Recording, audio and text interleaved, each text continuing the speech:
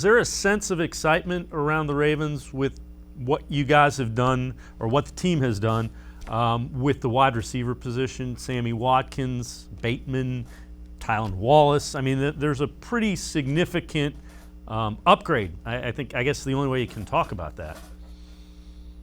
Yeah, absolutely. So the first major move, the first domino that fell, and it was a rather big one, was David Culley was wearing two hats as the receivers coach as well as the pass game coordinator, working alongside Greg Roman. And what that details, they've never been outward about whether he was doing install or whether he was merely the vessel of Greg Roman's passing concepts or what exactly that was. But when he was signed by the Texans as their head coach, the Ravens then split that into two avenues. They brought in a wide receivers coach, T. Martin.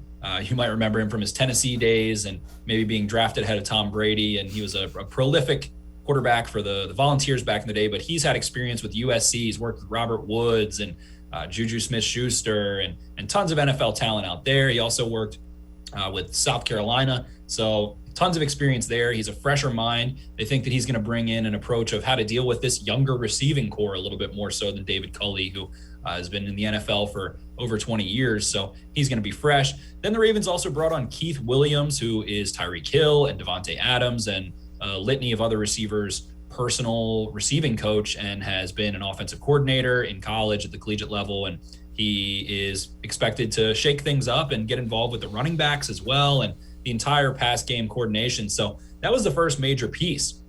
Then throughout free agency, there was a lot of discontent and concern about not signing guys like Corey Davis or even Marvin Jones, and the entire situation that occurred with Juju Smith-Schuster, where the Ravens and the Chiefs both offered him more and he stays in Pittsburgh. But ultimately they ended up with Sammy Watkins. And my perspective on Sammy Watkins was that he is an improvement to maybe a Seth Roberts of 2019, or maybe even a Willie Snead, just in terms of talent, while Willie Snead was a very solid chain-moving receiver for the Ravens. But Watkins is a guy that can play on the outside, that can play in the slot. But my perspective was he can't be the only move that you make. If he's the only move that you make, it's not enough. And so what do the Ravens do?